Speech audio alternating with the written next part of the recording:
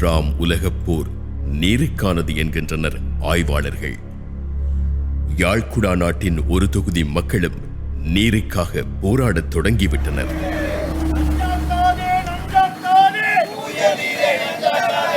யாழ்ப்பாணத்தின் மிக தொன்மையான பூர்வீக குடியிருப்புகளை கொண்டதே வலிகாமம் வடக்கு பிரதேசத்திற்குள் வருகின்ற சுன்னாகம் வலயம். கந்தரோடை, மாவட்டபுரம் என்று இலங்கையின் வரலாற்று தொடக்கங்களுடன் தொடர்புபட்ட இடங்களை சுன்னாகம் கொண்டிருக்கிறது. மறுபக்கம் கீரிமலை, உடுவில், இணுவில் என்று யாழ்ப்பாண தமிழ் பண்பாட்டின் தொடர்ச்சியையும் சுன்னாகம் பேணி வருகின்றது. கருத வரலாற்றை எடுத்து பார்த்தால் இந்த பிரதேசம்தான் முதலிலே கடலிலிருந்து மேலுயர்த்தப்பட்டு தோற்றப்பட்ட இடமாக இருக்கிறது. மற்ற பிரதேசங்கள் பின்னர் உருவாக்கப்பட்டவையாக இருக்கின்றன. எனவே வலிகாமம் தான் உண்மையில் யாழ்ப்பாண குடாநாட்டின் உயிர் நாடி என்று சொல்லக்கூடிய அளவுக்கு முக்கியமான பிரதேசமாக உள்ளது. வலிகாமத்துக்கு கீழே இருக்கின்ற நன்னீர் வில்லை என்று இருக்கிறது. ஒவ்வொரு பிரதேசத்துக்கும் நன்னீர் வில்லைகள் இருக்கின்றன. அதாவது இது மயோசின் கால சுண்ணாம்பு பாறையால் ஆன பிரதேசம். அதை நான் கொஞ்சம் விளக்கமாக சொல்ல வேண்டுமாக இருந்தால், மன்னார் தொடக்கம் பரந்தன் முல்லைத்தீவு இணைக்கின்ற கோட்டுக்கு மேலே இருக்கின்ற வடமேற்கே இருக்கின்ற அத்தனையும் குடாநாடு உட்பட மயோசின் கால சுண்ணாம்பு பாறையால் ஆனது. இது ஒரு காலத்தில் கடலிலிருந்து மேல்வெத்தப்பட்டது. அந்த அந்த அந்த பிரதேசம் பின்னர் மணல் படிவுகளால் உருவாக்கப்பட்டு இந்த இன்றைய நிலையை அடைந்திருக்கிறது. இந்த யாழ்ப்பாண குடாநாடு மிகவும் முக்கியமானது. 2000 வருஷமாக மக்கள் வாழ்வதற்கு வறண்ட பிரதேசமாக இருந்தாலும் மக்கள் வாழ்வதற்கு ஏற்ற பிரதேசமாக இருந்ததுக்கு காரணம் தரைக்கீழ் நீர் வளம் உள்ள பிரதேசமாக இது விளங்கியதுதான் யாழ்ப்பாண குடாநாடு முழுவதும். யாழ்ப்பாண குடாநாட்டிலே வடமாகாணத்திலே இருக்கின்ற மக்களிலே 75% மக்கள் இங்கே இருப்பதற்கு அடிப்படை காரணமும் இந்த தரைக்கீழ் நீர் வளம் தான். அதாவது எங்கட வாழ்வின் இருப்பு என்பது 2000 வருஷமாக இந்த தரைக்கீழ் நீர் வளத்தில்தான் இருந்திருக்கிறது. எனவே அதுவே முக்கியமான பெரிய பரப்பை கொண்டதான் வலிகாமம் பிரதேசம். வலிகாமம் வடக்கு பகுதிகளுக்கு புவிசார் அரசியல் முக்கியத்துவம் உண்டு. பாக்கு நீரிணையின் பெரும்பாக கரைகளை இந்த வலயம் கொண்டிருப்பதனால் கடல்சார் பாதுகாப்புக்கும் அவதானிப்புக்குமான கேந்திர ஸ்தானத்தினை வலிகாமம் வடக்கு பெற்றுவிட்டது. இன்றும் நாளையும் எப்போதும் நீடிக்கக்கூடிய புவிசார் அரசியல் போட்டியில் சிக்கிக்கொண்ட ஆசிய நாடுகளின் மையங்களுக்குள் இதுவும் ஒன்று.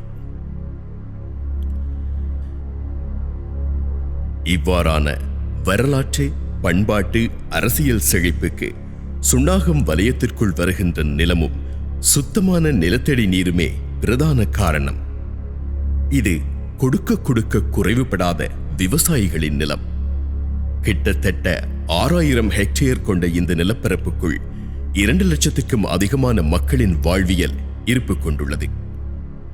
அது இங்கிருந்துதான் ஆரம்பமாகி ஏனைய பகுதிகளுக்கும் பரவுகின்றது.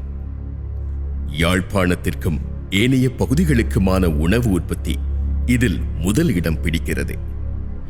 எனவே சுன்னாக வலயத்துக்குள் நிகழும் அனைத்து அபாயங்களும் யாழ்குடாவின் முழு பகுதிகளையும் அதிரச் செய்யக்கூடியன, அழிக்கக்கூடியன. வலிகாமம் நாங்கள் எடுத்தால் அது எங்கள் நூற்றாண்டு காலமாக மக்கள் அங்கே சிறந்து வாழ்ந்து பயிரிட்டு தங்கள் குடிக்கிறதுக்கும் மற்றும் வேறு பாவனைகளுக்கும் அந்த நீரை பாவித்து அந்த மண்ணோடு வாழ்ந்த வரலாறு இருக்கிறது. அதில் அந்த அடிப்படையாக அந்த நீர் அங்கே இருந்தபடியே தான் மக்கள் அவ்வளோ சிறந்து வாழக்கூடியதாக இருந்தாங்க. அப்போ அந்த நீர் பாதிக்கப்படும் பொழுது அந்த முழு வரலாறு அங்கே மாறப்போகுது. முழுதாக ஒரு சமூகத்தின் வாழ்க்கை முறை, நாளாந்தம் அவர்களின் செயற்பாடுகள். அப்போ அவர்கள் பாதிக்கிற அந்த நீர் இப்போ குடிக்கிறதுக்கு, சமைக்கிறதுக்கு, தங்களை துப்புரவுப்படுத்துறதுக்கு, அது அங்கே பயிர் செய்கள், அவர்களுடன் இருக்கிற மிருகங்கள் மற்றும் தாவரங்கள் இவை எல்லாம் அந்த நீரில் தங்கி இருக்குது. அங்கே மாசுபடுதுன்னா அப்போ அதெல்லாம் அது ஒரு பரந்த முழு வாழ்க்கை முறையே மாற்றக்கூடியது. அப்படி யாழ்குடாவையே அதிரச் செய்யும் ஓர் அபாயத்தை தான் சுன்னாகம் இப்போது எதிர்கொள்கிறது. நிலத்தடி நீருக்குள் கழிவுயில் கலந்துவிட்டது. ஆரம்பத்தில் நாங்கள் அந்த தண்ணியிலே தூசுகள் வழக்கமாக படர்வது உண்டு. அது இந்த வழியில் உள்ள தூசுகளாக இருக்கலாம். அப்படிதான் நாங்கள் அதை அக்கறையெல்லாம் விட்டது. அப்புறம் அந்த தூசுகள்லேருந்து அப்புறம் ஒரு எண்ணெய் கசிவு மாதிரி மேலே பறந்தது. அதுக்கு இந்த எங்களுடைய பரிசோதனைகள் மூலம் நாங்கள் ஒரு கல்லை போட்டு பார்த்தோம். அந்த கல்லை போட்டு அந்த தூசு விளத்தினால் திரும்ப வராது. இந்த வழியில் உள்ள தூசுகளாக இருந்தால் ஓயில் தன்மை இருக்குமா இருந்தால் திரும்ப உடனே இந்த கல்லை நோக்கி வந்துடும்.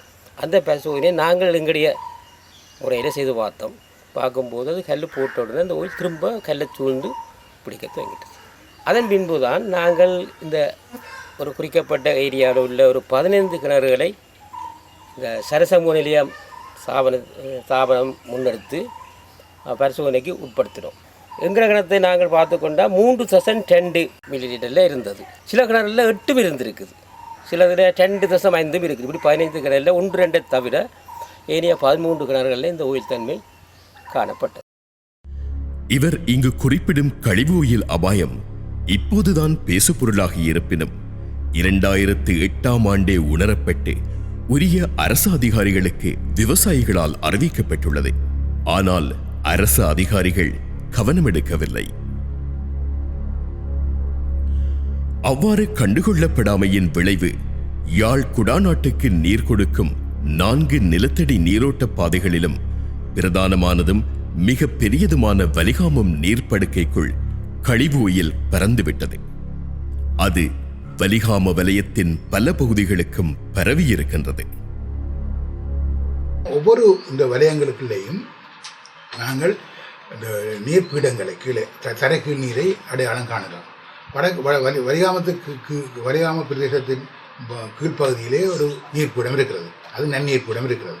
அதுபோல தென்மராட்சி பகுதியிலே நன்னீர்ப்பீடம் இருக்கிறது. வடமராட்சி பகுதியிலே நன்னீர்ப்பீடம் இருக்கிறது.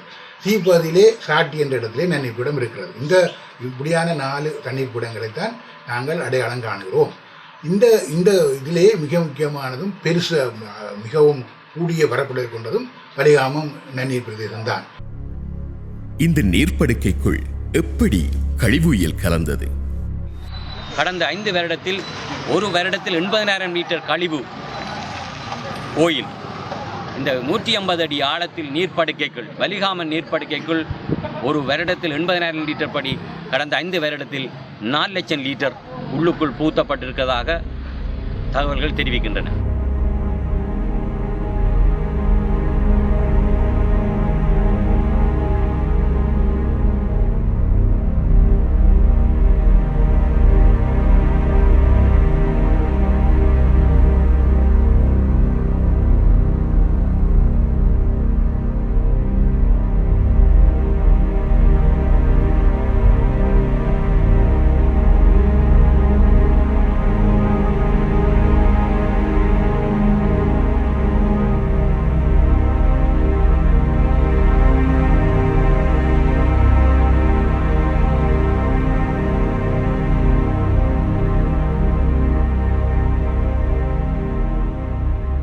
கிணற்று நீரில் ஒயில் கலந்து விட்டதை மக்கள் தெரிந்து கொண்டார்கள். அங்கொன்றும் இங்கொன்றுமாக கிணற்றுக்குள் ஒயில் கலந்திருப்பதைக் கண்டு கொதித்தார்கள். தண்ணி பிரச்சனை வந்திருக்கு. இப்போ 3 மாதம் தான் இங்கே எங்களுக்கு தெரியும். இந்த தண்ணிக்கு ஓயில் இலக்கண்டி சொல்லி அதுக்கு பிறகுதான் கொண்டு வந்து டேங்குகள் வச்சு அதிலேருந்து குடி கொண்டிருக்கிறோம். இது கனகாலமாக நடந்து கொண்டு இருந்திருக்குது.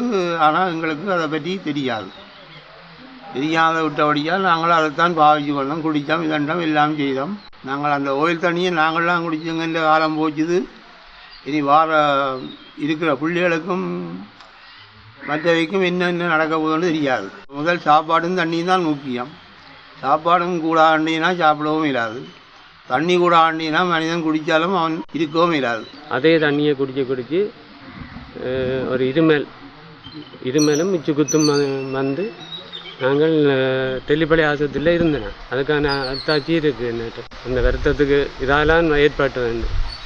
இப்போ அதை தண்ணியை டெஸ்ட் பண்ண அப்புறம் தெரியும் கிணத்துக்கு ஓயில் இருக்குன்னு.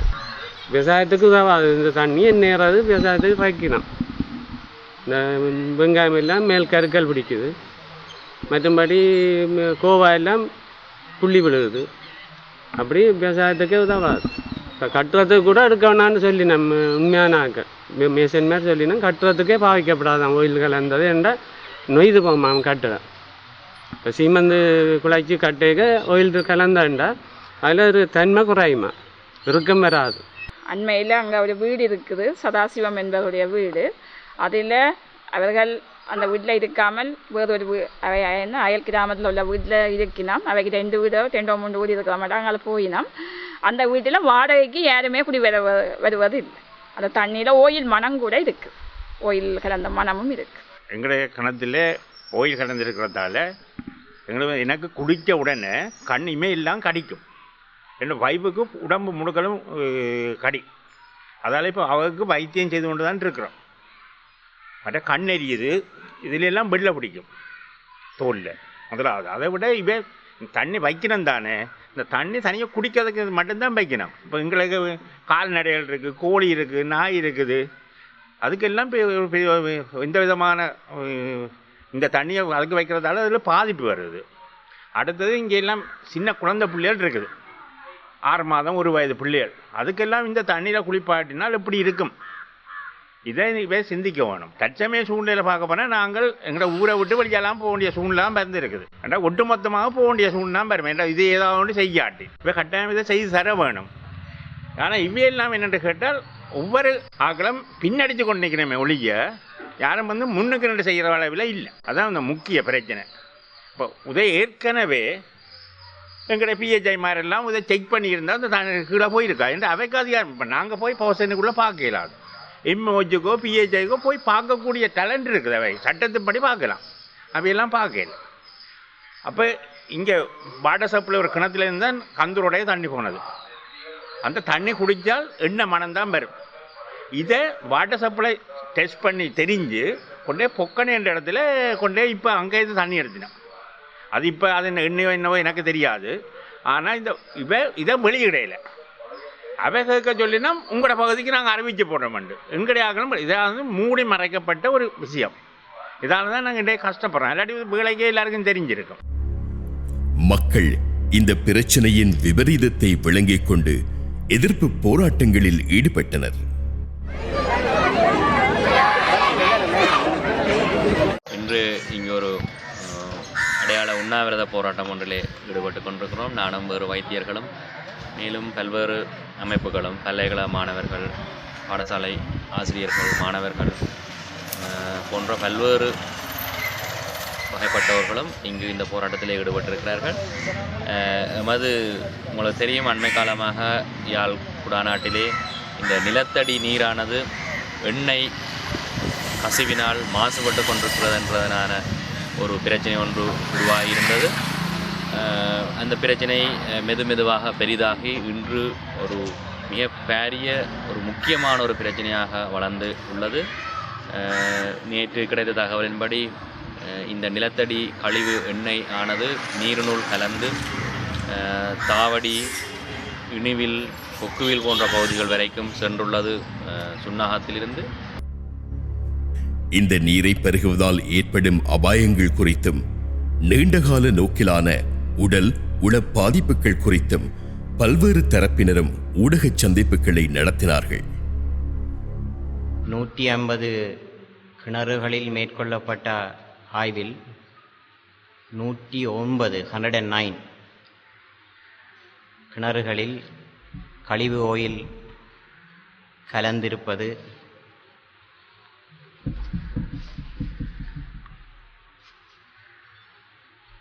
அறியப்பட்டுள்ளது.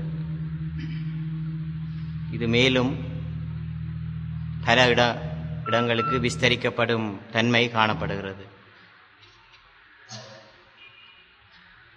இந்த வலிகாமம் நீர் படுக்கையில் இந்த ஓயில் கலந்து குடிநீர் மூலம் இப்பகுதி வாழ் மக்களை அடைய பெருமளவு வாய்ப்பு உள்ளது. அது மட்டுமல்ல, இந்த பிரதேசம் ஒரு விவசாயம் செய்யும் நல்ல நிலவளம் உள்ள பிரதேசம் என்பது எல்லோருக்கும் தெரியும். ஆகவே உணவுச் சங்கிலி மூலம், நீர் மூலம் மட்டுமல்ல, உணவுச் சங்கிலி மூலமும் இந்த கழிவு ஓயிலில் இருக்கக்கூடிய பார உலோகங்கள் மற்றும் ஹைட்ரோ கார்பன்கள் மக்களை அடைய வாய்ப்பு உண்டு. மிருகங்களை அடைய வாய்ப்பு உண்டு. போல்ட்ரி, அதன் மூலம் பால், நாம் அருந்தும் பால் மூலம் எங்களை உணவுச் சங்கிலி மூலம் எங்களை வந்து அடைய வாய்ப்பு இருக்கு.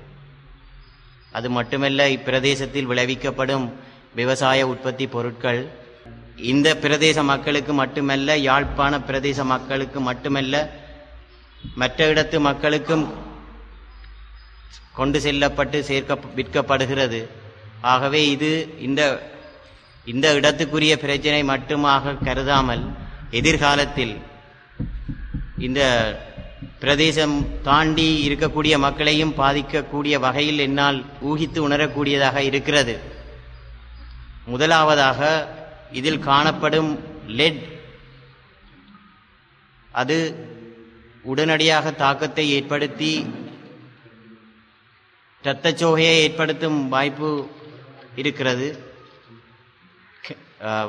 புற்றுநோயை தோற்றுவிக்கக்கூடிய வாய்ப்பும் இருக்கிறது.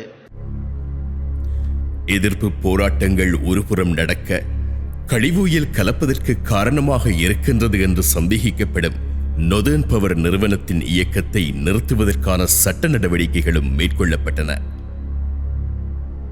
சுன்னாகத்தில் அமைந்திருக்கின்ற இலங்கை மின்சார சபையினுடைய மின் நிலையத்துக்கு அண்மித்த பகுதிகளில் தான் இந்த கழிவுயில் கலக்கின்ற செயற்பாடுகளும் இடம்பெற்றது. எங்களுடைய சந்தேகத்தை மிக வலுவாக அதிகரித்தது. இதேவேளை நாங்கள் இதை தொடர்ந்து ஆராய்ந்து கொண்டு போன பொழுது எங்களுக்கு சில ஆவணங்கள் கிடைக்கப்பட்டன. அந்த ஆவணங்களின்படி, அந்த ஆவணங்களோடு இலங்கை நீர்வளங்கள் வடிகாலம் சபையினுடைய போட்டுன்னு சொல்வார்கள் ஆங்கிலத்தில், அவர்களுடைய ஒரு அறிக்கை ஒன்று கிடைக்கப்பட்டது. அந்த நீர்வளங்கள் வடிகால் சபையினுடைய தேசிய நேஷனல் டைரக்டர், தேசிய இயக்குநரினால் மின்சார சபைக்கு அனுப்பப்பட்ட ஒரு கடிதம் எங்களுக்கு கிடைக்கப்பட்டது. அந்த கடிதத்திலேயே, அது 2012ஆம் ஆண்டு வரையப்பட்ட கடிதம். அந்த கடிதத்திலே அவர் இலங்கை மின்சார சபை குறிப்பிட்டிருந்த நொதர்ன் பவரின் செயற்பாடுகள் காரணமாக சுண்ணாகம் பகுதி கிணறுகளில் கழிவுகள் கலக்கின்றன. இது எங்களுடைய நீர்வளங்கள் செயற்பாட்டை தொடர்ந்து முன்னெடுக்க எங்களுக்கு தடையாக இருக்கிறது. அதை நாங்கள் நிறுத்திவிட்டோம். காரணம், நீர் மாசடைந்து விட்டது. உடனடியாக நொதர்ன் பவர் மீது நொதர்ன் பவர் நிறுத்தப்பட வேண்டும், அல்லது அங்கிருந்து கழிவுகள் அகற்றப்படுவது நிறுத்தப்பட வேண்டும் என்ற ரீதியில் ஒரு கடிதம் ஒன்றினை அனுப்பியிருந்தமை எங்களுக்கு கிடைத்தது. ஆகவே இந்த ஆதாரங்களை வைத்துக் கொண்டு இலங்கை மின்சார சபை தான் இதற்கு காரணம் என்ற ஒரு முடிவுக்கு நாங்கள் வந்து, இந்த சுன்னாகம் மின்சார சபையிலிருந்து வெளியேற்றப்படுகின்ற கழிவுகள் நிறுத்தப்பட வேண்டும் என்ற ரீதியில் நாங்கள் ஒரு பப்ளிக் நியூசன்ஸ், பொது தொல்லை என்று சொல்வார்கள், பொது தொல்லைக்கு எதிரான ஒரு வழக்கினை நாங்கள் அல்லாகம் நீதவான் நீதிமன்றத்தில் தாக்கல் செய்தோம். அந்த வழக்கு தற்போது தொடர்ந்து கொண்டிருக்கின்றது. இது ஒரு புறம் இருக்கிறது, சட்ட நடவடிக்கையாக இருக்கின்ற பொழுது, மேலும் பாதிக்கப்பட்ட மக்களுக்கு இழப்பீடு பெற்றுக்கொள்வது தொடர்பில் நாங்கள் வேறு ஒரு சிவில் வழக்கு ஒன்றினை நாங்கள் தாக்கல் செய்ய வேண்டியிருக்கும். அவ்வாறு சிவில் வழக்கு ஒன்றினை தாக்கல் செய்கின்ற பட்சத்தில் இலங்கை மின்சார சபைதான் காரணம் கழிவுகள் கலப்பதற்கு என்று கண்டறியப்படுகின்ற பட்சத்தில் இலங்கை மின்சார சபையிடமிருந்து வேறுகளுக்கு நாங்கள் நட்டகட்டை பெற்றுக்கொள்ள முடியும் என்று நாங்கள் கருதுகின்றோம். மல்லாகம் நீதிமன்றத்தில் விசாரணைகள் நடைபெற்றுக் கொண்டிருக்கையில் சுற்றுச்சூழல் பாதுகாப்பு அமையம் என்கின்ற அமைப்பு இலங்கை எரிசக்தி அமைச்சர் சம்பிக்க ரணவக்கவுடன் நடத்திய பேச்சுவார்த்தைகளில் குறித்த நிறுவனத்தின் பணிகளை நிறுத்தும்படி அமைச்சின் உத்தரவு பிறப்பிக்கப்பட்டது. நடந்த போராட்டங்கள் தமிழ் மக்களை பிரதிநிதித்துவப்படுத்தும் வடக்கு மாகாண சபையின் பொறுப்பான அமைச்சுக்களை கேள்வி கேட்டது. அப்படியொரு பிரச்சினை இல்லை என்று மறுத்து வந்த அரசு அதிகாரிகளின் பேச்சுக்களுக்கு முற்றுப்புள்ளியாக சுற்றுச்சூழல் வடிகாலமைப்பு சபையின் ஆய்வறிக்கை கிணறுகளில் அதிகளவு வீதத்தில் ஆயில் கலந்திருப்பதை உறுதிப்படுத்தியது. அதன் பின்னர் குழுக்களை அமைப்பதற்கும் ஆய்வுகளை மேற்கொள்வதற்கும் இறங்கினார்கள். நீர்வளங்களில் மாற்று ஏற்பாடுகளை செய்தார்கள். மறுபுறத்தில் இப்படியொரு சுற்று நிருபம் அரசு அதிகாரிகளுக்கு அனுப்பப்பட்டது. போராட்டங்கள் தொய்வடைந்தன. நீர்வளங்களிலும் ஊழல் நடந்ததாகவும் மாணவர்களுக்கு வழங்கப்பட்ட குடிநீரில் கழிவுயில் கலந்திருந்ததாகவும் ஆதாரப்படுத்திய குற்றச்சாட்டுக்கள் பாதிக்கப்பட்ட மக்களால் முன்வைக்கப்பட்டன. ஆனாலும் இலங்கையின் முதல் சமூக வலைத்தள புரட்சியொன்றினை இந்த போராட்டத் தொய்வுகள் ஏற்படுத்தின. தூய நீரை பெறுவது மற்றும் விழிப்புணர்வை ஏற்படுத்துவது என்ற விடயங்களுக்காக அரசியல் கலப்பற்ற போராட்டம் ஒன்றை கொழும்பில் நடத்த இளைஞர்கள் அழைப்பு விடுத்தார்கள். இப்பிரச்சனை தொடர்பாக கொழும்பில் இந்த கவன ஈர்ப்பை நாம் மேற்கொள்ள தீர்மானித்ததற்கு காரணங்கள் பல இருந்தன. ஒன்று, இந்த பிரச்சனை தொடர்பில் மக்கள் மத்தியில் எவ்வித விழிப்புணர்வோ அவதானமோ இல்லாமல் இருந்தது. பிரச்சனையின் தீவிரத்தன்மையையோ ஏன் சிலர் இப்படி ஒரு பிரச்சனை நடந்து கொண்டு இருக்கின்றது என்பதையோ பலர் அறியாதிருந்தனர். அவர்கள் மத்தியில் இப்பிரச்சனையை கொண்டு போய் சேர்க்க வேண்டிய கடைப்பாடு நமக்கு இருந்தது. மேலும் மக்கள் பிரதிநிதிகள் என்று அழைக்கப்படும் அரசியல்வாதிகளோ யாராக இருப்பினும் அவர்கள் இந்த பிரச்சனை தொடர்பில் எவ்வித முன்னெடுப்புகளையோ ஒரு தீர்வை பெற்றுக் கொடுப்பது தொடர்பிலோ எந்த நடவடிக்கைகளையும் எடுக்காத சந்தர்ப்பத்தில் மக்களுக்காக மக்களே களத்தில் இறங்க வேண்டிய தேவைப்பாடு மிக பலமாக உணரப்பட்டது. எனவே இச்சந்தர்ப்பத்தில் விழிப்புணர்வை ஏற்படுத்தவும் இந்த பிரச்சனை தொடர்பில் பாதிக்கப்பட்ட மக்களுக்கு ஒரு தற்காலிக தீர்வை உடனடியாகவும் நிரந்தரமான தீர்வை நீண்டகால நோக்கிலும் பெற்றுக் கொடுக்கும் எண்ணத்தில் தான் இப்படியான ஒரு கவன ஈர்ப்பு நிகழ்வை ஏற்பாடு செய்திருந்தோம். உண்மையில் ஏராளமானோர் கலந்து கொண்டிருந்தனர். முற்றுமுழுதாக சமூக வலைத்தளங்கள் மூலம் ஒழுங்கு செய்யப்பட்ட ஒரு அரசியல் களப்பற்ற நிகழ்வு என்பதால் எங்கள் பிரச்சனை தொடர்பில் களத்தில் இறங்கி செயற்பட எண்ணற்ற இளைஞர்கள் முன்வந்திருந்தமை உண்மையில் ஒரு சந்தோஷமான விடயம். ஊடகங்களின் உதவி எமக்கு ஒரு பெரிய பக்கபலமாக அமைந்திருந்தது. அன்று எமது கோரிக்கைகள் உள்ளடங்கிய பிரசுரங்கள் மும்மொழியிலும் வழங்கப்பட்டது. வந்திருந்தவர்கள் தொடக்கம் வீதியால் சென்றவர்கள் தொடக்கம் அனைவருக்கும் நாம் வழங்கினோம். எமது கோரிக்கை அடங்கிய மகஜரை நிகழ்வுக்கு வந்திருந்த அனைவரும் காண்பிக்கப்பட்டு ஒப்பங்களும் பெறப்பட்டன. ஜனாதிபதி மற்றும் பிரதமரை இப்பிரச்சனை தொடர்பில் சந்தித்து பேசும் ஏற்பாடுகள் நடைபெற்று வருகின்றன. வலிகாமம் வலய நிலத்தடி நீரில் ஒயில் கலந்தமைக்கு காரணம் என்று சொல்லப்படுகின்ற நிறுவனமும் தம்மீது சுமத்தப்பட்ட குற்றச்சாட்டுக்களை மறுத்து வந்தது. தடை நீடிப்பை விலக்கும்படி நீதிமன்றத்திடம் கோரியது. தமக்கும் இந்த பிரச்சனைக்கும் தொடர்பில்லை என்று மீள மீள வலியுறுத்தியது. எல்லா நீதிமன்றங்களோட முதல் நாளே நான் குறிப்பிட்டது அந்த நீதிமன்றத்தில் இதுக்கு விஞ்ஞானபூர்வமான ஒரு டெஸ்ட்டை செய்து ஒரு எக்ஸ்பர்ட் எவிடன்ஸ் ஒன்றை செய்து அதன் மூலமாக தெரியப்படுத்துறது முழுக்க முழுக்க பொருத்தமானதாக இருக்கும்னு நாங்கள் நினைக்கிறோம். சொன்னால் வலிகாம் பிரதேசம் முழுக்க நிலத்தடி நீர் பாதிக்கப்பட்டிருக்கு கூறப்படுகின்றது. ஆனால் எத்தனை கிணறுகள் முறையான முறையில் சோதிக்கப்பட்டது எங்களுக்கு தெரியாது. இப்போ இதையும் நாங்கள் நீர் வாட்டர் போர்ட் அல்லது என்வயர்மெண்டல் அத்தாரிட்டி அவை வாட்டர் போர்ட் தான் அந்த டெஸ்டிங்கை செய்து கொண்டிருக்கணும். அதோட ITI வேறு நிறுவனங்கள் 2-3 இன்ஸ்டிடியூஷன் இதில் செய்து தொடங்கியிருக்கணும். யாழ்ப்பாண பல்கலைக்கழகத்தால் அமைக்கப்பட்ட ஒரு குழு ஒன்றும் இதில் செய்யப்பட்டு கொண்டு இருக்குது. ஆனால் அதை விட நாங்கள் அந்த டெஸ்ட் ரிப்போர்ட்டில் முறையான இதில் செய்து அதாவது எவ்வளவு விரைவாக செய்ய முடியுமோ அவ்வளோ விரைவாக செய்து அதை வெளிப்படுத்துறதன் மூலம் இந்த மக்களுக்கு அந்த பாதிக்கப்பட்ட பிரதேசங்களில் உள்ள மக்களுக்கு ஒரு தெளிவான அறிவுறுத்தலை கொடுக்கலாம். டெஸ்ட் ரிப்போர்ட் ஒன்றும் இல்லாமல் அவர்களை குழப்பத்துக்கு மேலே குழப்பத்தில் ஆழ்த்தி கொண்டு போகாமல் ஒரு முடிஞ்ச விரைவில் டெஸ்ட் ரிப்போர்ட்டை கொடுப்பமா இருந்தால் அது இதுக்கு ஒரு நல்ல ஒரு பாசிட்டிவ் சைனாக பார்க்கலாம். அதை நாங்கள் பிரச்சனையின் அபாயகரமான நிலையை உணர்ந்த வடக்கு மாகாண சபை என்ன செய்தது? குடிநீர் தாங்கிகளை சந்திக்கச் சந்தி நிறுவி நீர் வழங்கியது வடக்கு மாகாண சபை. அந்த குடிநீரிலும் விஷம் கலந்தது ஒரு கூட்டம்.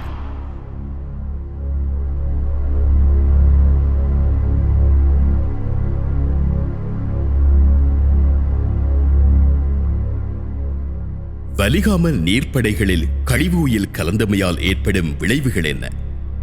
ஆய்வுகள் மட்டும் போதுமா? நீரில் கலந்துவிட்ட கழிவுயிலை அகற்றுவதற்கான வழிமுறைகள் ஏதும் உண்டா என்கின்ற கேள்விகள் சாதாரணர்கள் மத்தியிலும் எழும்.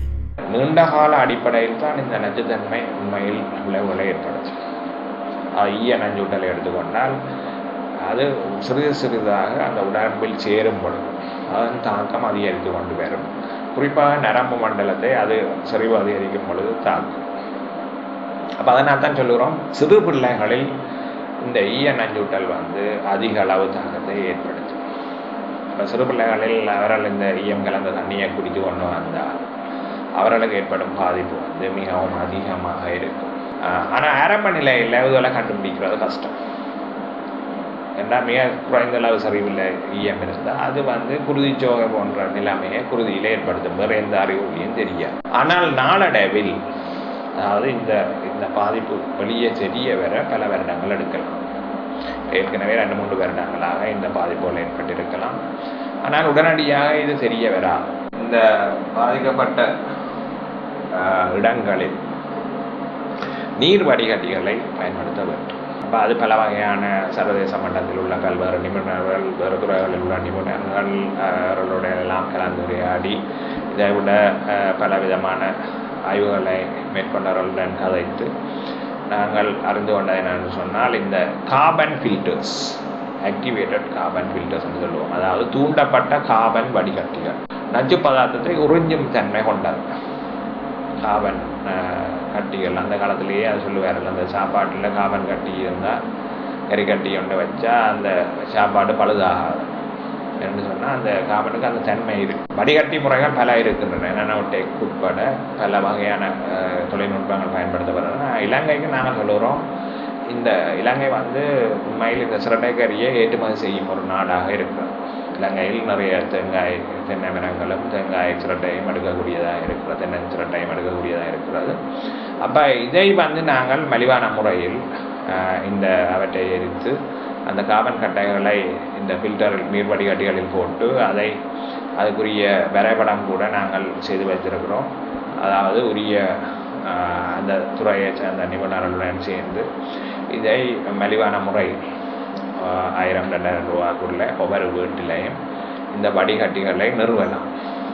நீண்டகால நோக்கில் இந்த பிரச்சனை ஏற்படுத்தப் போகும் அனர்த்தங்கள் எவ்வாறு இருக்கும் என்பதையும், யாழ்ப்பாண பண்பாட்டு தளத்தில் இது நிகழ்த்தப் போகும் விளைவுகள் குறித்தும் அறிவுஜீவிகள் பேசத் தொடங்கியிருக்கின்றனர்.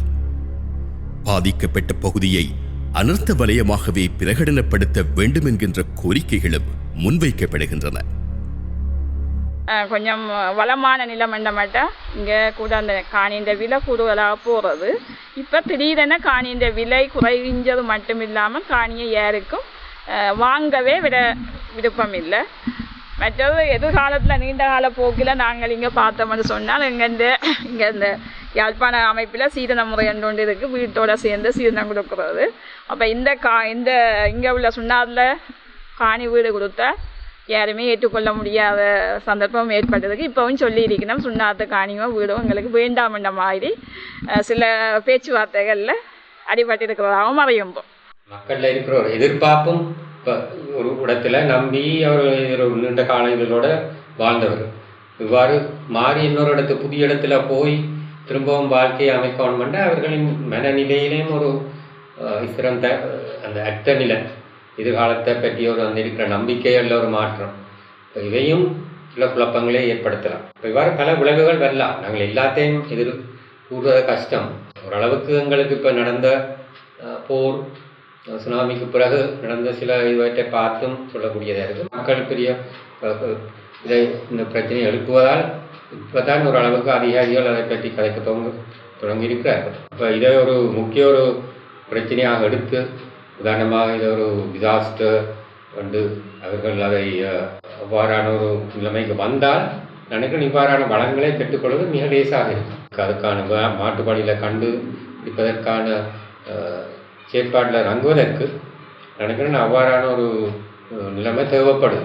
அப்போ தெற்கில் பெரியல நடந்தது போல் அவர்களின் அந்த நீர் இது மாசுபடுத்தப்பட்டதால் அங்கே இருக்கிற அந்த நிறுவனத்தால் மாசுபடுத்தப்பட்ட மக்களே அந்த பிரச்சனையை கையில் எடுத்து நடவடிக்கை எடுக்க வேண்டி ஏற்படுது. இங்கேயும் அதே தான் நிலைமை போல் எனக்கு தோணுது. இப்போ மக்கள் தான் தங்களோட கிணறுகளை பார்த்து அங்கே இருக்கிற அந்த எண்ணெயை கண்டு நடவடிக்கை எடுக்க தொடங்கி இருக்கணும். அப்போ முதலே இதை பற்றி தெரிஞ்சு இதை பற்றி இவ்வாறு இதில் நடக்குதுன்னு தெரிஞ்சிருந்தும் அதிகாரத்தில் இருந்தவர்கள் அதை ஓரளவுக்கு மூடி மறைச்சிருக்கிறார்கள் என்றுதான் இப்போ நாங்கள் கருத வேண்டியிருக்கோம்.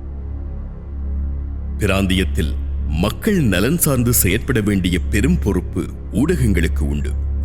அதிலும் யாழ்ப்பாண மக்களை அதிகம் சென்று சேர்கின்ற அச்சு ஊடகங்கள் இந்த பிரச்சனையில் எடுத்த நிலைப்பாடு பல்வேறு தரப்பினரையும் சரியான ஊடகம் ஒன்று இல்லை என்கின்ற வெறுமையை உணர வைத்தது. உண்மையில யாழ்ப்பாண ஊடகங்களை பொறுத்தவரையில ஒரு திருப்திகரமாக இந்த கழிவோயில் கலந்த குடிநீர் பிரச்சனை தீர்வதை தான் நான் நம்புறேன்.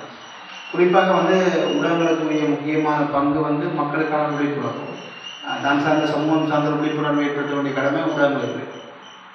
அந்த வகையில் திருப்திகரமாக ஊடகங்கள் செய்யவில்லை என்றுதான் நான் முடிஞ்சார்கள். குறிப்பாக பிரச்சனைகளை பற்றி சொன்னாங்க. பிரச்சனைகளை பற்றி உழவுக்காக நாங்கள் தளம் அமைத்து கொடுக்குறாங்க அந்த மக்கள் கருத்து தெரிவிக்கிறதுக்கு. ப்ரெஸ் கிளப் முதலாக தளம் அமைத்து கொடுத்தது ப்ரெஸ் கிளப் தான். கருத்துக்களை அவங்க முன்வைக்கிறாங்க.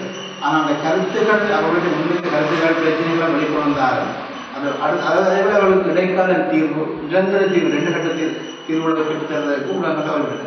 குறிப்பாக வலிகாமம் யாழ்ப்பாணத்தில் கூடிய அளவுக்கு சின்னத்தொகை உள்ள இடம் வலிகாமம். வலிகாமத்தில் தான் பெரும்பாலும் பாடசாலைகளும் இருக்குது. இதை முதலாவது கடுமையாக பாதிக்கப்படக்கூடிய பக்குவம் உள்ளது சிறுவர்கள், பாடசாலை சிறார்கள். அந்த பாடசாலை சிறார்களில் அடையாளப்படுத்தி அவர்களுக்கு விழிப்புணர்வு ஏற்படுத்துவதற்கு ஊடகங்கள் பெரிய தாக்கத்தை செலுத்தக்கூடியன. கடந்த காலங்களில் அரசியல் நடவடிக்கைகளிலும் சரி, பல்வேறு பரிமாணங்களில் ஊடகங்களோட பங்கு முக்கிய பங்காக இருந்தது. ஆனால் அந்த பங்குகளை ஆற்றின ஊடகங்களால் இந்த பிரச்சனை, அதாவது மக்கள்கிட்ட குறிப்பாக பாடசாலைக்கு செல்கிற சிறார்கள் போன்றவர்களுக்கு இந்த கழிவோயில் சிறந்த நீரால் ஏற்படக்கூடிய விபரீதங்கள், அதில் ஏற்படக்கூடிய பின்விளைவுகள், நீண்ட கால அடிப்படையில் ஏற்படக்கூடிய விளைவுகள், இதனை விழிப்புணர்வு ஏற்படுத்துவதற்கு தவறியிருக்கிறது. தற்போது வரைக்கும் பல்வேறு தரப்பினரும் ஆய்வுகள் பற்றியும் நீர் வழங்கல் பற்றியும் பேசி வருகின்றனர். ஆனால் மாற்று வழிமுறைகள் குறித்தும் கழிவுயில் கலந்த நீரை வடிகட்டுவது குறித்தும் தீவிரமான வாத பிரதிவாதங்கள் இடம்பெறவில்லை. சமூக வலைத்தளங்களில் முன்வைக்கப்பட்ட சில மாற்று வழிகள் பின்பற்றக்கூடிய சாத்தியங்களை கொண்டிருக்கின்றன. வலிகாமம் வலயத்தை தொட்டிருக்கும் இந்த சுற்றுச்சூழல் பேரனர்த்தம் நீண்டகால நோக்கில் மிக பாரதூரமான விளைவுகளை ஏற்படுத்தும். ஆனால் அதற்கான விழிப்புணர்வு எந்த தெருமுனைகளிலும் நடந்ததாக தெரியவில்லை. இந்த தண்ணீரில் உயிரை கொல்லும் நச்சுப் பொருட்கள் இல்லை என்கின்றது வடமாகாண சபை நடத்திய ஆய்வறிக்கை. எனவே இந்த நீரை குடிக்கலாமா, குடிக்க கூடாதா? நீண்டகால நோக்கில் உடலியல் பாதிப்புகள் நிகழுமா, நிகழாதா? அதிகாரமுடையவர்கள் தரப்பிலிருந்து ஆணித்தரமான பதில்களின்றி கேள்விகள் நீள்கின்றன. ஆனாலும் அரசியல்வாதிகளை தடை செய்த மக்கள் போராட்டங்கள் மட்டும் முனைக்கு முனை முளைத்துக் கொண்டிருக்கின்றன.